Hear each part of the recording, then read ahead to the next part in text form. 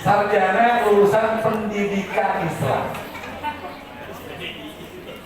Kan itu.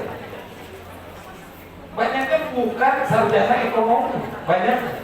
Tapi tiap tahun keuangan Kementerian Agama WTP.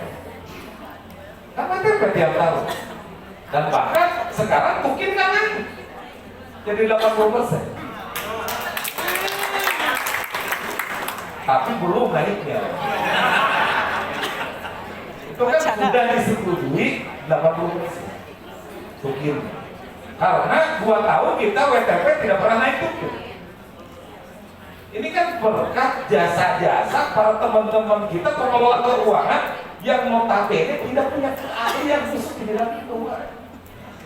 Tapi alhamdulillah setiap tahun kita WTP.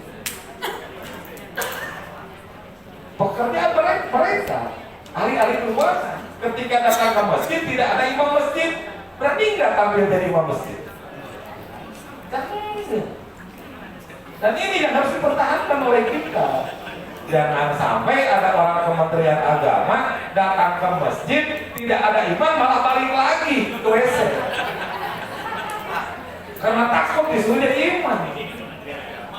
Orang Kementerian Agama karena di masyarakat tidak tahu orang itu basicnya apa, pendidikannya apa. Orang Kementerian Agama semua dianggap oleh masyarakat mampu terkait agama.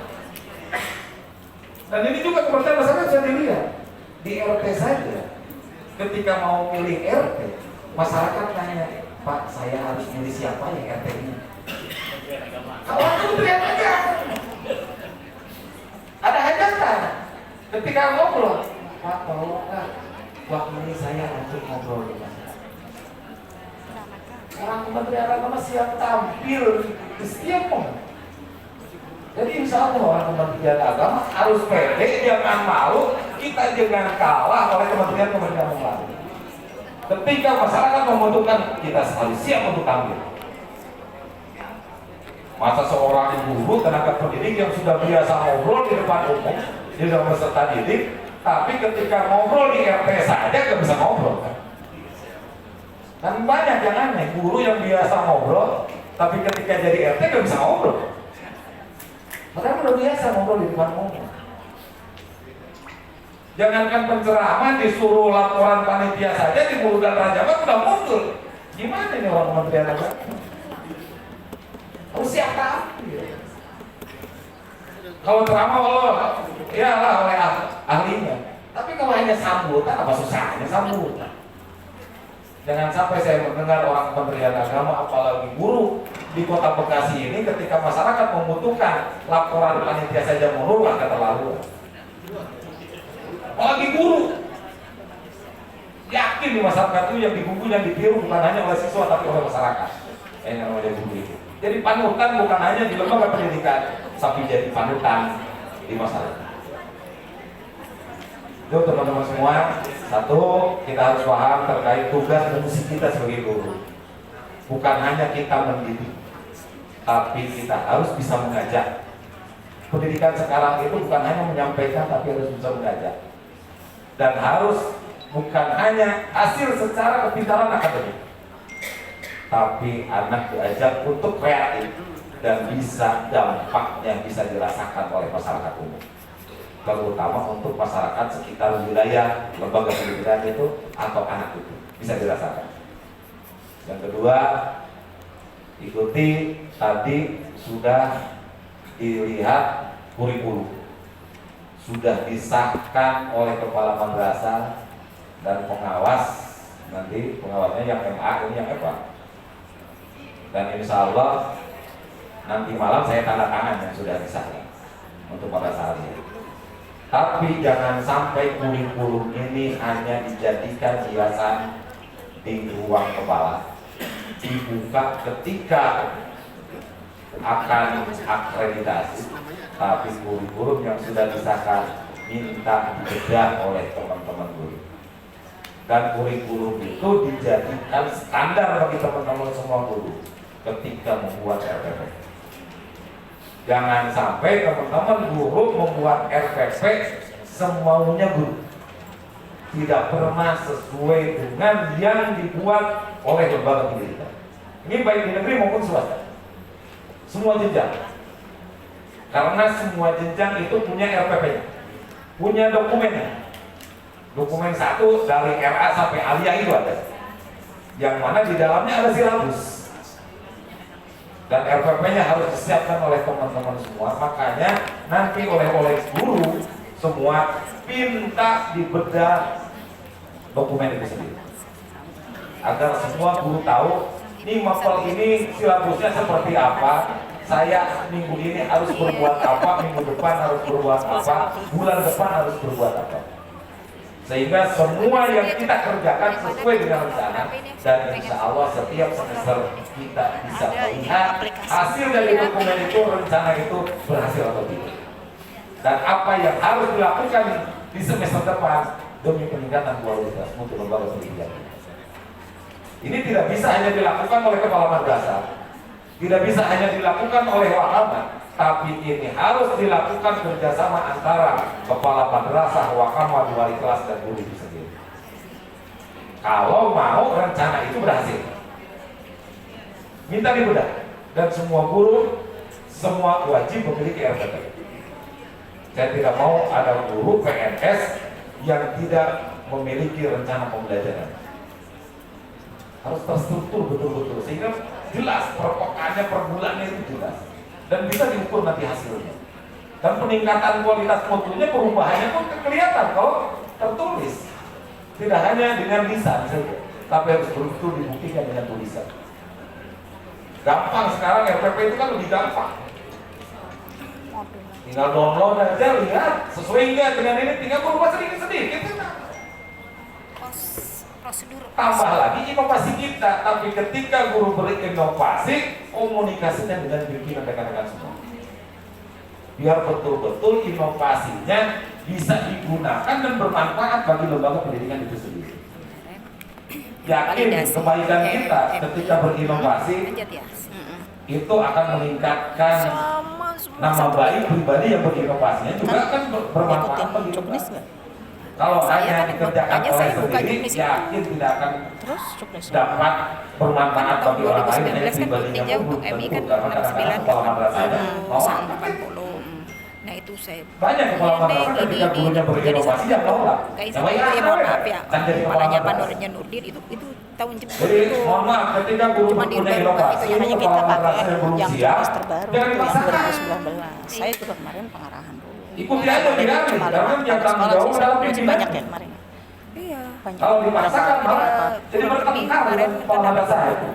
Yang kumpul itu di 18. Kalau mau memaksa, persiapkan dulu jadi kepala madrasah. Saya minta infokus dan Oh, saya bisa minta berinovasi sendiri. menenangkan Ketika masih jadi bawahnya, mau tidak mau kita harus taat kepada pimpinan.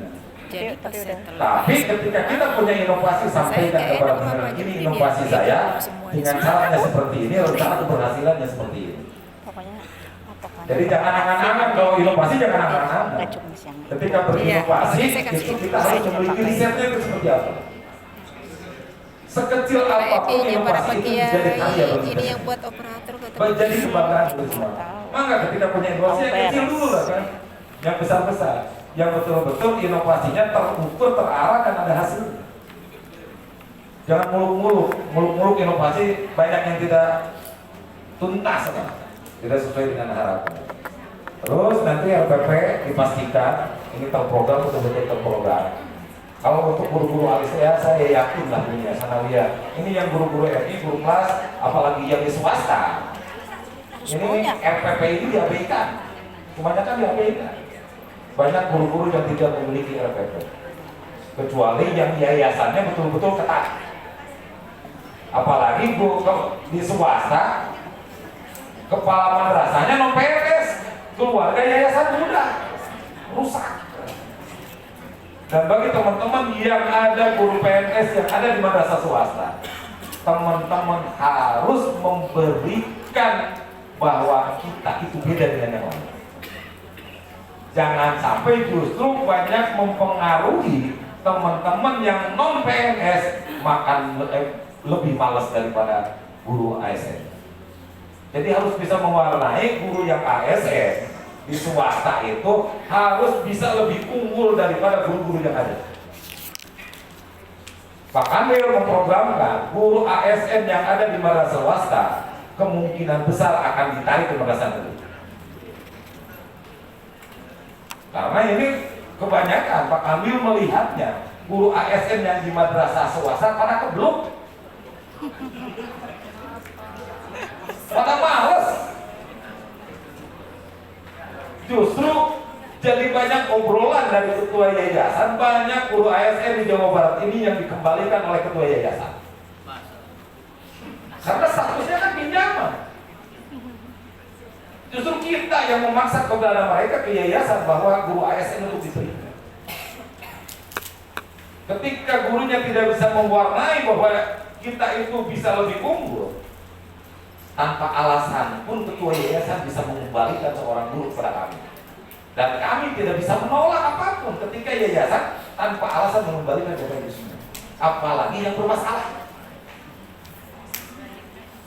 Jadi jangan macam-macam lah. Guru ASN ketika berhadapan dengan ketua yayasan, apalagi bertengkar dengan ketua yayasan. Mati konyol. Yakin mati konyol. Diusir oleh ketua yayasan, mau kemana pindah? Di negeri penuh semua. Kalau dulu guru itu yang dibutuh yayasan yang mencari guru. Sekarang guru yang mencari tempat perlindungan untuk mendapatkan 24 jam.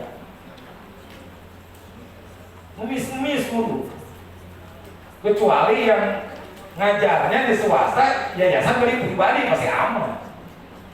Kalau yayasan milik orang lain, ya terancam. Ini harus bisa mewarnai bahwa Bapak Ibu itu beda, siap menunjukkan bahwa saya ini adalah karyawan Kementerian Agama yang harus memberi contoh. Dan ini biasanya pengawas juga ketika datang ke swasta males. Biasa datang itu rata-rata ke madrasahnya madrasah negeri. Kalau ke madrasah swasta gara-gara rata-rata pengawasnya itu males. Justru pengawas yang ada swasta yang ada guru ASN yang harus betul-betul bisa diperlihatkan. Kita ngajarnya ini. Swasta yang lebih Jangan sampai update. Bukan update jangan apanya, pernah tapi update pakai memang info kitanya juga saja. ya. Kita harus siap. Ya lebih menghargai. Dan jangan ada protes ketika guru nanti ketika penempatan ditempatkan di tempat yang jauh. Karena ketika madrasah milik kita, madrasah negeri, yang harus ada gurunya. Ketika tidak ada yang guru dari daerah tersebut, ya ada yang jauh ya. Jadi guru di sana yang jadi kumbalan. Itu harus siap. Itu janji seorang ASN, siap ditempatkan mana saja. Termasuk guru angkatan CPNS 2018. TSP kan pada bikin sendiri. Untuk CPNS 2018 ini yang paling banyak protes.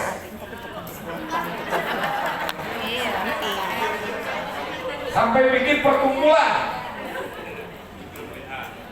Bikin perkumpulan grup CPNS 2018 menuntut kepada kita Kementerian Agama tidak profesional ketika penempatan CPNS. Karena ditempatkan jauh dari tempat tinggalnya. Alasannya banyak korban guru ASN guru 2018, banyaknya perceraian gara-gara jauh. Ada dua alasannya. Ini yang makan kamu. Hati-hati. Alasannya banyak korban perceraian PNS 2018, perceraian gara-gara penempatan jauh dari rumah sehingga tempat tinggal antara istri dengan suami jauh. Kata saya berapa orang? Yang cerai berapa orang? Jumlahnya berapa orang? Jumlahnya 500-an. Yang cerai berapa orang? Presentasikan. Tanya permasalahannya apakah karena CPNS jauh atau tidak? Yang serumah aja banyak yang cerai. Tadi. Tergantung Pak. Alasan kedua, Tergantung kekuatan. yang hamil keguguran gara-gara jauh tempat tinggal dengan tempat tugas. Yang kemana-mana aja yang keguguran ada, yang di rumah tiap hari juga ada yang keguguran. Berapa orang? Saya tanya berapa orang yang CPNS 2018 yang hampir keguguran?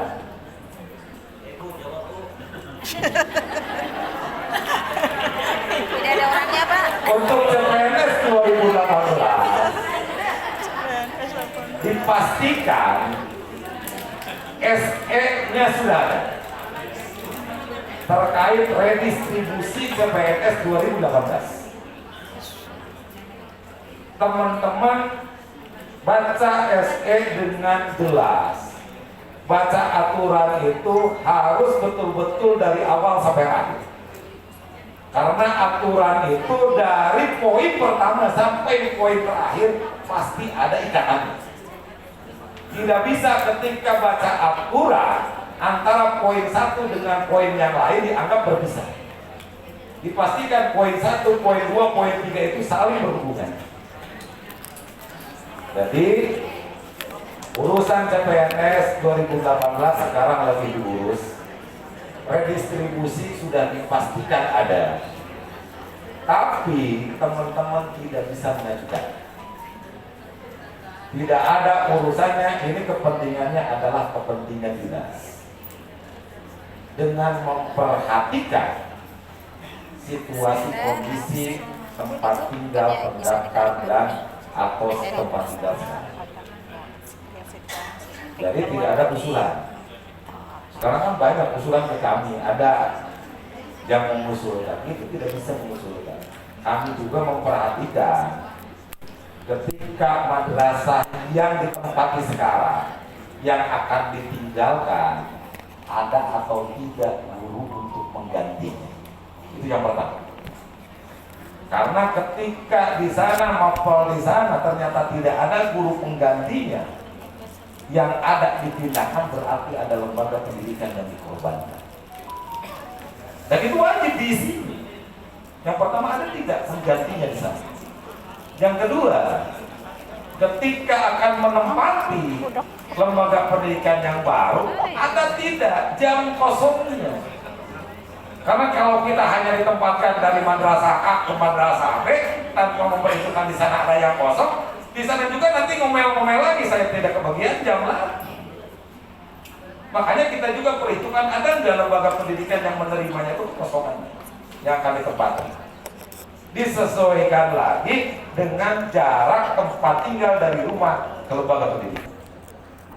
Kalau ternyata ada madrasah yang mau ditinggalkan tidak ada gurunya, kita bukan pun arti tidak bisa dipindahkan.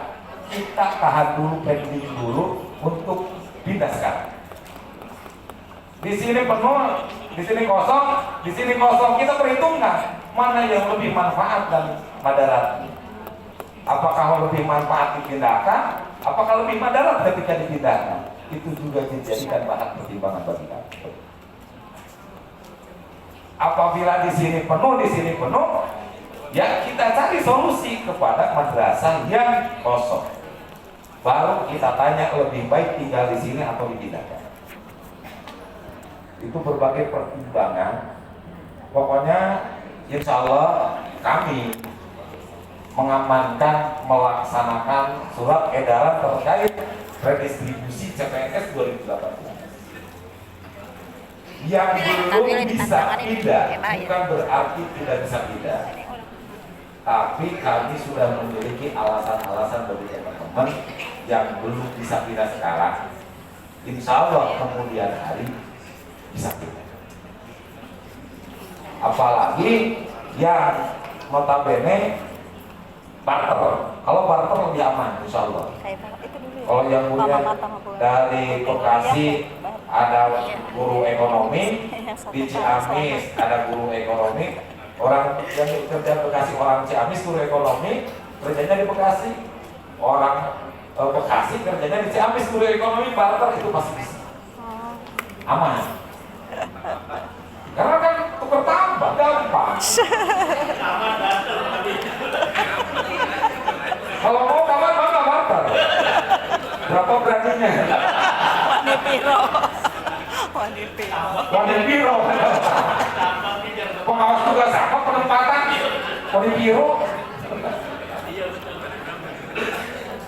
Jadi insya Allah, tapi tunggu tanggal mainnya, tunggu SK. Yang selanjutnya ini untuk CP3K. Informasi juga, CP3K yang kemarin dinyatakan lulus, kapan penempatnya tunggu saja. Mudah-mudahan kita berusaha. Barusan saya ngobrol dengan Pak Kasubat ya, tunggu saja lah. Apakah cepat guru yang redistribusi atau cepat P3K? Semuanya kita sudah diusulkan ke Biro Kepegawaian. Karena kewajiban kami siap untuk membuat pemetaan dan kita usulkan ke biro baik redistribusi ataupun CP3K. Nanti izin dari bironya seperti apa, nanti Pak Kanwil meng-SK-kan. Jadi sabar lah. Terus untuk redistribusi dulu, ini yang kenapa saya bahas? Karena kemarin ketika saya ketemu dengan teman-teman guru CPNS 2018, 1 minggu kemudian muncul adanya bahasa untuk meloloskan redistribusi ada iuran keluar. Sama sekali tidak ada biayanya. Sampai muncul, saya dipanggil sama Pak Kanwil karena isunya setelah ketemu dengan Kabid Madrasah muncul ada pungutan 5 juta per orang. Pak Kanwil menghitung 500 orang saja kali 5 juta berarti saya dapat uang 2,5 M. Makanya saya ya bisa jawab, kapan saya menerima uangnya? Kalau betul Pak, saya akan kasihkan semua ke Bapak. Kalau betul saya terima, saya akan berikan ke Bapak semua. Nanti ini hati-hati, tidak ada kemudian. Apalagi yang mengatasnamakan Kabid Madrasah, mengatasnamakan Kak Kanwil. Tidak ada. Kemarin rame 5 juta per guru. Kali 500 orang se-Jawa Barat. Saya punya Alphard 2. Saya punya Alphard 2. Berapa? 2 miliar setengah Alphard beli 2. Yakin tidak ada? Tenang, insya Allah, sabar. Kalau ingin